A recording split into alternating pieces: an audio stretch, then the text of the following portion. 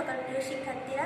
নবকুমারী institution ও doctor Shahidullah college থেকে আমি সহকারী শিক্ষিকা নূপুর নন্দী তোমাদেরকে অনলাইন ক্লাসে স্বাগত জানাচ্ছি। আজকে আমি ক্লাস নেব তৃতীয় শ্রেণীর হিন্দু ধর্ম ও নৈতিক শিক্ষা বিষয়ে। প্রিয় শিক্ষার্থীরা দেখো, গত ক্লাসে আমি তোমাদেরকে তৃতীয় এবং চতুর্থ অধ্যায় পড়িয়েছি। আজকে তোমাদেরকে পঞ্চম অধ্যায়ে একটু সামান্যভাবে আমি আলোচনা করব। দেখো, এখানে আছে নম্রতা ও ভদ্রতা অগ্রাধিকার। নম্রতা বলতে বুঝি আমরা যেটাকে নোয়ানো বলে, তার মানে যার কঠিন নয় কোমল। গাছের একটা শক্ত ডালকে নোয়ানো যায় না, শক্ত ডাল নত হয় না, কিন্তু একটি নরম ডাল নত হয়, সেটিকে সহজে নোয়ানো যায়। নরম ডালের মতো আচরণের কোমলতা বা নমনীয়তাকে নম্রতা বলা হয়। আমাদের সমাজে আরেক রকমের মানুষ আছে, তারা খুবই কঠিন, কর্কশ ভাষার কথা বলে, সহজেই রেগে যায়, অন্য মানুষকে ভালোবাসে না, সম্মান করে না। এখানে লেখা আছে, বড় যদি হতে চাও ছোট হও তবে। এখানে বড় হওয়া বলতে বোঝানো হয়েছে ভালো মানুষ হওয়া, আর ছোট হওয়া বলতে বোঝানো হয়েছে নম্র হওয়া, বিনয়ী হওয়া। এখানে নিচের দিকে দেখো, নিচের বাক্যগুলোতে মনোযোগ দেওয়ার কথা বলেছে। নম্র আচরণ করলে সবাই ভালোবাসে। বড় যদি হতে চাও ছোট হও তবে। নম্র আচরণ আমাদের জীবন সুন্দর করে, আমরা সবসময় নম্র আচরণ করব। যুধিষ্ঠিরের নম্রতা ও ভদ্রতা। অনেক দিন আগে কুরুক্ষেত্র নামক স্থানে এক ভীষণ যুদ্ধ হয়েছিল। একদিকে যুধিষ্ঠির, ভীম, অর্জুন ও নকুল সহদেব এই 5 জন সৈন্য সমর্থকের সাথে যুদ্ধ করেছিলেন। অন্যদিকে প্রতিপক্ষ হিসেবে ছিলেন দুর্যোধন, দুঃশাসন সহ 100 ভাই। দুর্যোধন যুধিষ্ঠিরকে তার প্রাপ্য রাজ্য দিচ্ছিলেন না, তাই অনিশ্চয়তা সত্ত্বেও বাধ্য হয়ে আত্মীয়দের বিরুদ্ধে যুধিষ্ঠির যুদ্ধ করতে লাগলেন। ঠাকুরদার বড় ভাই ভীষ্ম ছিলেন দুর্যোধনের দলে আরো ছিলেন দ্রোণাচার্য। এই দ্রোণাচার্য ছিলেন যুধিষ্ঠিরের অস্ত্রবিদ্যা শিক্ষাগুরু। এরকম যুধিষ্ঠিরদের আরো অনেক গুরুজন ও যুদ্ধে প্রতিপক্ষ উপস্থিত ছিলেন। যুদ্ধের জন্য দুই পক্ষই তৈরি। তখন অবাক কাণ্ড করলেন যুধিষ্ঠির। তিনি অস্ত্র ত্যাগ করলেন, এগিয়ে চললেন শত্রুর শিবিরের দিকে। সবাই বারণ করলেন, কিন্তু থামলেন না যুধিষ্ঠির। সোজা গিয়ে প্রমাণ করলেন পিতামাতা ভীষ্মকে। ভীষ্ম আশীর্বাদ করলেন, বিজয়ী হও।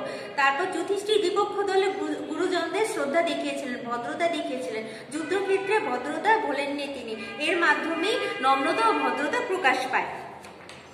এখন দেখো প্রিয় শিক্ষার্থীরা, তোমাদের যে আমি 3টি অধ্যায় পড়িয়েছিলাম, তৃতীয়, চতুর্থ এবং পঞ্চম, সেখান থেকে আমি তোমাদের জন্য এই যে সামনে যে তোমাদের মূল্যায়ন পরীক্ষা হবে, তার জন্য আমি সংক্ষিপ্ত প্রশ্ন তৈরি করেছি। এখানে দেখো, সংক্ষিপ্ত প্রশ্নের প্রথম দিকে আছে, মহাপুরুষ কাকে বলে?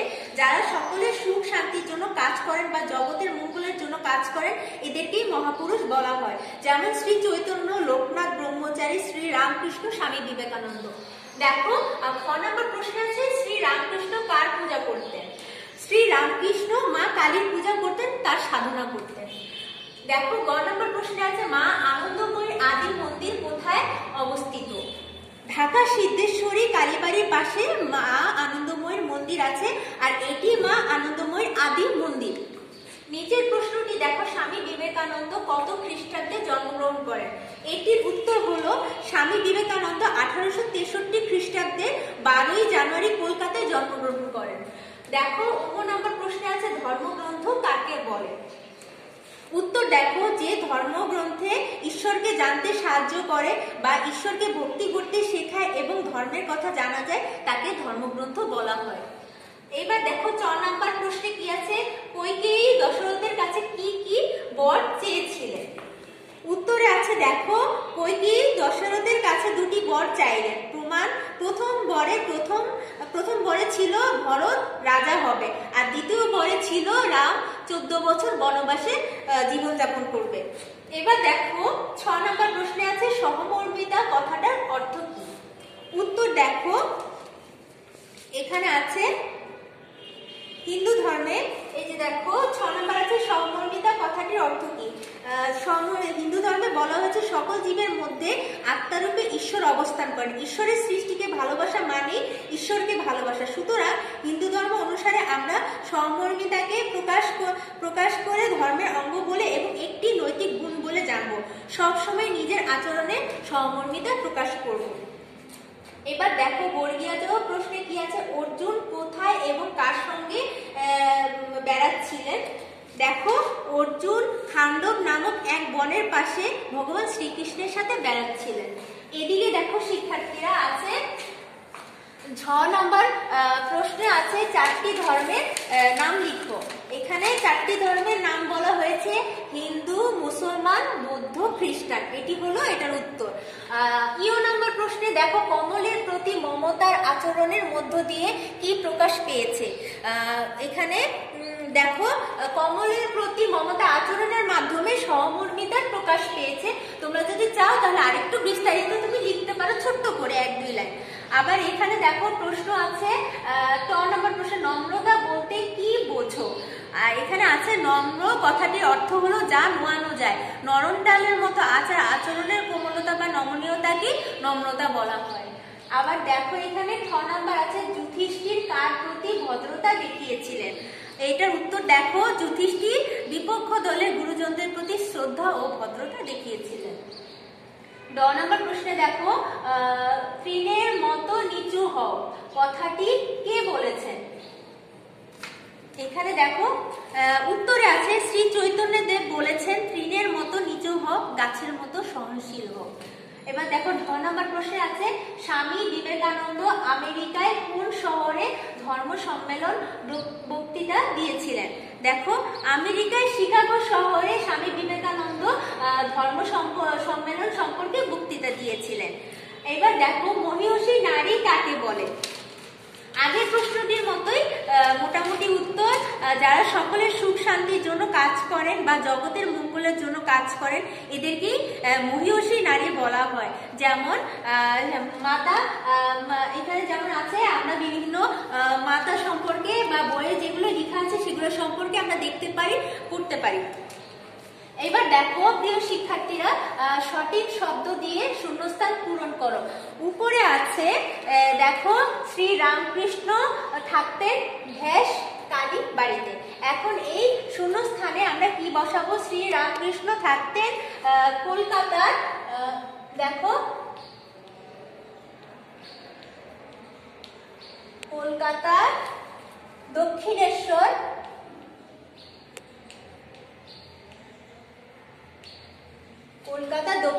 কালীবাড়িতে।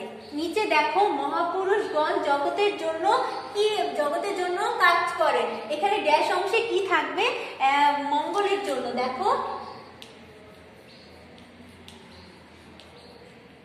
মঙ্গলের জন্য কাজ করতেন, মহাপুরুষগণ জগতের মঙ্গলের জন্য কাজ করতেন।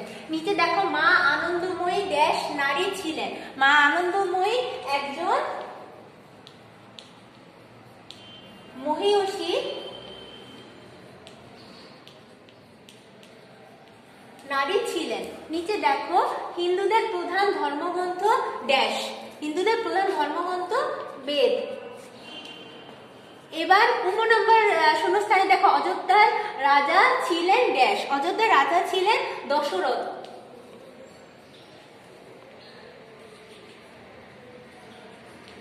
এরপর নিচে দেখো 4 নম্বর শূন্যস্থান আছে সিংহাসনে চড়ে সীতা ড্যাশ প্রবেশ করলেন। সিংহাসনে সীতা পাতালে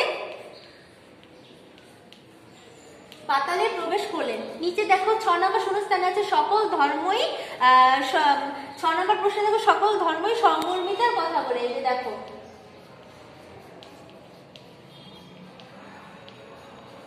সহমর্মিতার কথা বলে। এবার দেখো বরিয়াজ শূন্যস্থান লেখা আছে সহমর্মিতা ড্যাশ অঙ্গ, সহমর্মিতা ধর্মের অঙ্গ। দেখো এবার 6 নম্বর আছে মমতার আচরণের শিক্ষক খুবই, নিচে দেখো এই যে শূন্যস্থানে বলবে খুশি হলেন। এবার ইও নম্বর শূন্যস্থানে দেখো যুধিষ্ঠির ও দুর্যোধনের অস্ত্রগুরু ছিলেন ড্যাশ, অস্ত্রগুরু ছিলেন কি দ্রোণাচার্য।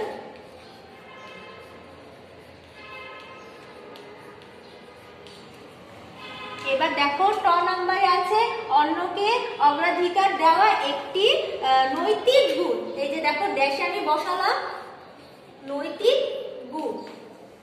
এবার দেখো ঠ নম্বর আছে যুদ্ধক্ষেত্র ড্যাশ দেখতে ভোলেননি। কি দেখতে ভোলেননি? ভদ্রতা। শিক্ষার্থীরা দেখো, এইভাবে করে তোমাদের সঠিক শব্দ দিয়ে শূন্যস্থান পূরণ দেওয়া হবে।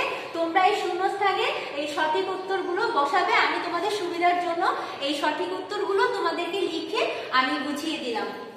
প্রিয় শিক্ষার্থীরা, কিছুক্ষণ আগে আমি তোমাদেরকে সংক্ষিপ্ত প্রশ্নের উত্তরগুলো বুঝিয়ে দিয়েছি এবং শূন্যস্থানগুলো আমি উত্তর সহ আমি তোমাদেরকে বুঝিয়ে দিয়েছি। এখন দেখো 3 নাম্বার আছে, বাম পাশের বাক্যাংশের সাথে ডান পাশের বাক্যাংশ মিল করে উত্তরপত্রে লিখো। এখানে দেখো আছে বাম এবং ডান। এখন এই বাম পাশের বাক্যের সাথে ডান পাশের বাক্য কিভাবে মিল করবে? দেখো, স্বামী বিবেকানন্দ, এটার ডান পাশের উত্তরটা কি আছে? স্বামী বিবেকানন্দ এখানে আছে একজন মহাপুরুষ। এখানে দেখো কয়ের উত্তর হবে একজন মহাপুরুষ।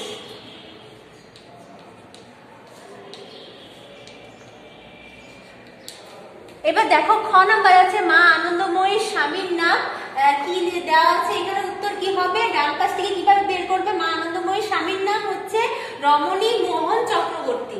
এই দেখো, রমণী মোহন চক্রবর্তী। এবার দেখো গ নাম্বারে আছে, আমাদের ভালো মানুষ হতে শেখায়। আমরা ডান পাশ থেকে কি বাক্য বের করবো? ভালো মানুষ হতে শেখায় ধর্ম। খ নাম্বারে দেখো লঙ্কার রাজা, এখানে ডান পাশ থেকে কি বের করবে? লঙ্কার রাজা রাবণ।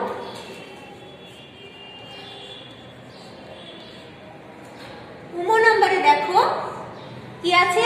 নম্র ভদ্রকে সবাই কি করে? এই পাশ থেকে কি বের করবে? ভালোবাসে।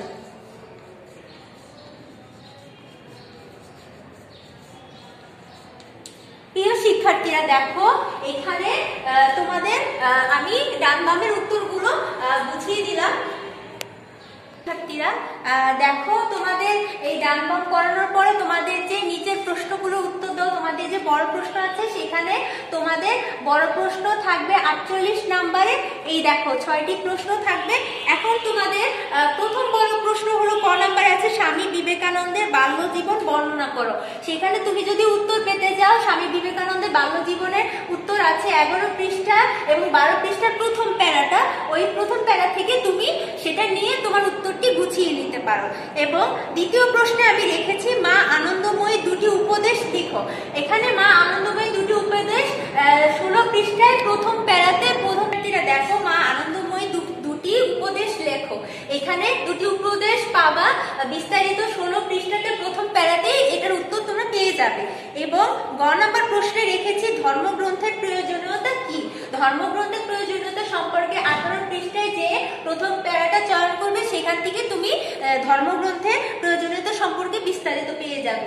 এবার দেখো ঘ নাম্বার প্রশ্নে রেখেছি রাম কিরূপে লঙ্কায় পৌঁছালেন। এখানে দেখো 20 পৃষ্ঠায় আছে 4 থেকে 7 পর্যন্ত ছোট্ট ছোট্ট করে প্যারা আছে। সেখান থেকে তোমরা রাম কিরূপে লঙ্কায় পৌঁছালেন সেটা সম্পর্কে উত্তর পেয়ে যাবে। এবার নাম্বার প্রশ্নে রেখেছি সহমর্মিতা কি, বুঝিয়ে লেখো। এখানে দেখো 25 পৃষ্ঠাতে ছোট করে একটা প্যারা আছে সহমর্মিতা সম্পর্কে, সেখান থেকে উত্তরটি তোমরা গুছিয়ে লিখতে পারো। এবার 6 নম্বর প্রশ্নে রেখেছি বিশেষ চাহিদা সম্পন্ন শিশু বলতে কাদের বোঝায়। 26 থেকে 27 পৃষ্ঠাতে বড় করে একটা প্যারা দেওয়া আছে যে বিশেষ চাহিদা সম্পন্ন শিশু সম্পর্কে আলোচনা, সেখান থেকে তোমরা উত্তরটি বেছে নিতে পারো। এবার 6 নম্বর প্রশ্নে আছে নম্র ও ভদ্র আচরণের উপকারিতা কি। এখানে নম্র ও ভদ্র আচরণের উপকারিতা 31 পৃষ্ঠায় এটার উত্তরটি পেয়ে যাবে। আবার বর্গীয় নম্বর প্রশ্নে লিখেছি নম্রতা ধর্মের অঙ্গ, কথাটি বুঝিয়ে লেখো। 30 নম্বর পৃষ্ঠায় এটার বিস্তারিত সম্পর্কে তোমরা সরাসরি উত্তরটা প্রথম প্যারাতেই পেয়ে যাবে। তো প্রিয় শিক্ষার্থীরা, আজকে তোমাদের সাথে আমি পঞ্চম অধ্যায় সম্পর্কে সামান্য আলোচনা করলাম এবং আমি যে তোমাদেরকে তৃতীয় চতুর্থ অধ্যায় পড়িয়েছি সেখান থেকে তোমাদের মূল্যায়ন প্রশ্ন যেগুলো আমি সংগ্রহ করেছি সে সম্পর্কে তোমাদের সাথে আজকে আলোচনা করলাম। সংক্ষিপ্ত প্রশ্ন, শূন্যস্থান এবং ডান বাম এবং বড় প্রশ্নের উত্তর সম্পর্কে। আশা করি তোমরা অনলাইন ক্লাসটি খুব ভালোভাবে মনোযোগ সহকারে দেখবে, সুস্থ থাকবে, পড়াশোনা করবে। ধন্যবাদ সবাইকে।